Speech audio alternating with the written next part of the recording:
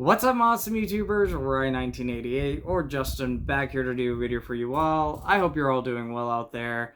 And today I'm here to review part of my LGBTQ plus Pride Month reviews, Cruising, from 1980. So this is William Friedkin's movie. William Friedkin, very famous for The Exorcist and The French Connection and so many other movies out there. He directed one of my favorite gay-themed movies in 1970, and that is The Boys in the Band, which, if you've never seen The Boys in the Band, this is a must-watch. I might review it this month, before the month ends, but I love The Boys in the Band. It is one to definitely check out. Buy that Kino release if it's still available. It's fantastic. But today I'm reviewing his second gay-themed movie, or what I consider to be a gay-themed movie.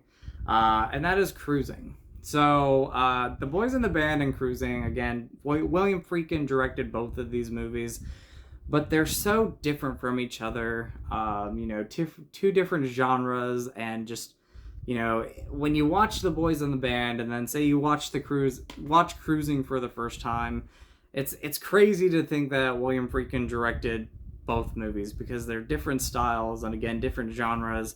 This is a very, very dark and disturbing movie, where The Boys in the Band is a drama, but I always have a good time with it. These characters in this film have fun times throughout the movie, or kind of in the beginning of the movie.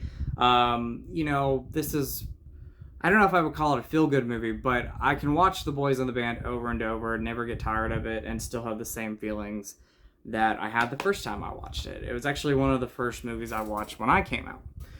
But again, Cruising, very different movie, very different genre, and very disturbing and dark to watch. It's a movie that the first time I saw it 6 years ago, I loved it. But it took me 6 years to revisit this movie because of how dark and gritty and suspenseful and eerie that the movie is.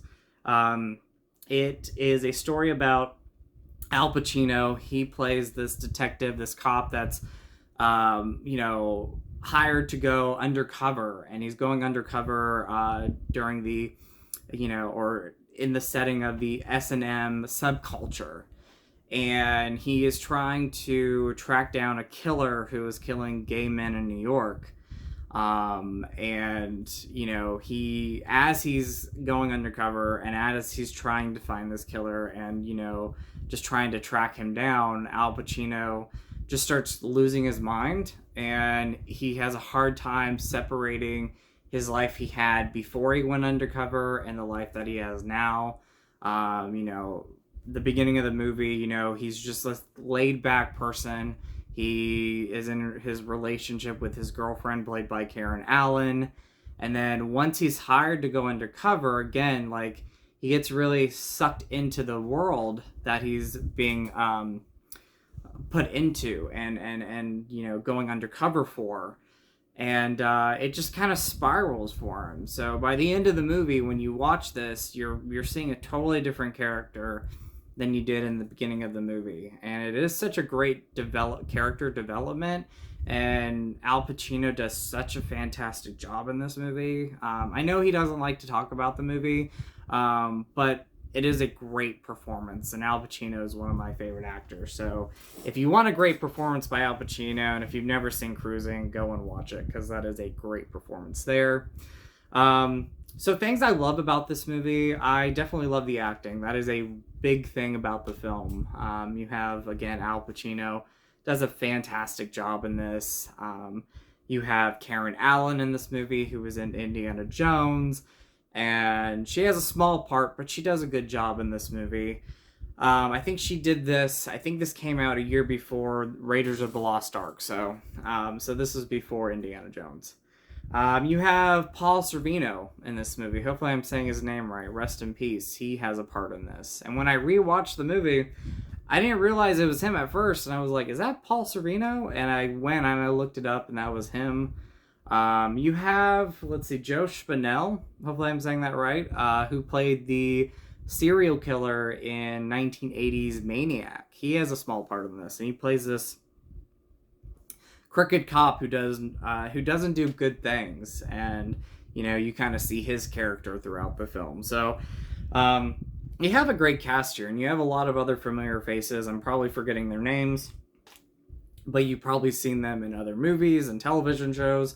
I know one or two actors from The Boys in the Band have very, very small parts in this, and I recognized them. So, some other things I loved about it. I love the setting. It has that gritty New York, 1980s New York. New York that was different then compared to now. And it takes place at night, so it's very dark and suspenseful, and again gritty. And the way that William Friedkin directs it, I like that. For me, at least, when I was watching it, especially a lot of the dark New York settings at night, you kind of see like that blue tint to it, which I really like. And so I appreciate that. So I love the setting. I love William Friedkin's directing.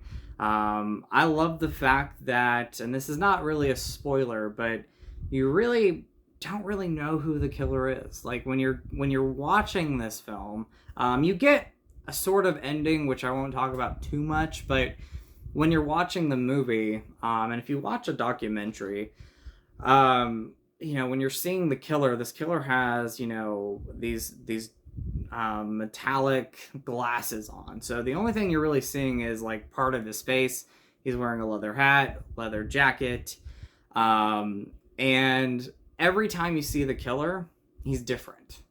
And then the victims that you see in this movie, the men that this killer kills, some of those actors are the killer at one point in this movie. So it's messing with your mind a little bit, and you're like, okay, like what's going on here?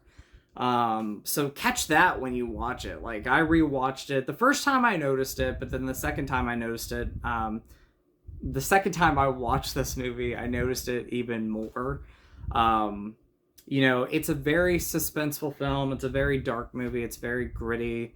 It's not a film that I can pop on, all the time. In fact, like, again, this was my second viewing. It took 6 years for me to rewatch this movie because, what these men go through in this film is heartbreaking. It's really tough to watch. It's brutal kills in this movie. It's not over the top or anything, but, you don't want to see anybody in jeopardy, and you don't want to see anybody put in the situation that they're put into, and there's this very famous scene that, is in a documentary called The Celluloid Closet. And you probably have seen like the trailer and you've seen the scene, but it's the scene where the killer is with this guy and this guy brings him home, not knowing that he's a killer, obviously. And, at first things are going well. And then all of a sudden, like he, ties this guy up and kills him. And you see this guy before he kills him, like pleading for his life, telling him not to kill him, and it's really, really hard to watch. It's a really intense scene. It has that famous line in it where the killer says, I'm here, you're here. And just a tough scene to watch. There's a lot of tough moments in this movie that are very disturbing and eerie, and that's one of the reasons why I really can't watch this movie too much. But I had such a great time revisiting this movie because, again, it had been about 6 years since I had seen the film, and when I rewatched it, I loved it even more, for, again, reasons that I talked about: the setting, the atmosphere, William Friedkin's directing, you kind of guessing throughout the movie what's going on, and are they going to catch the killer, and what's happening here. So it keeps you guessing throughout it. And then again, I like the character development and you following Al Pacino's character as he just starts off as this normal guy in the beginning of the film, and then as the movie goes on, he's just spiraling. And it's a great movie. I love the film. Again, not a movie you're going to want to watch a lot, but if you're a fan of, slasher movies, if you're a fan of horror movies, if you're a fan of suspense and thrillers, check out Cruising.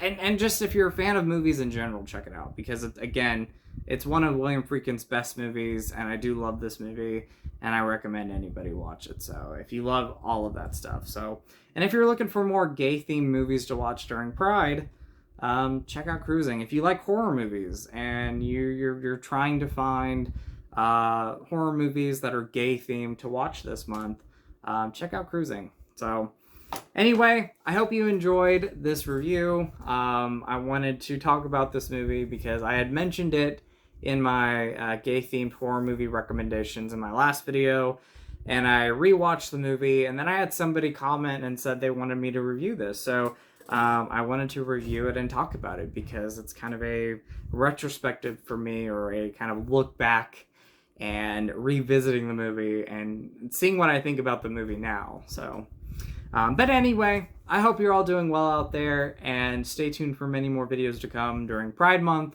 but also just many more videos in general. And enjoy this review, and I'll talk to you guys later. So as always, stay true to who you are, because you're amazing and you're beautiful. Don't ever change who you are. Always be yourself. And I love you, and I'll definitely talk to you all later. So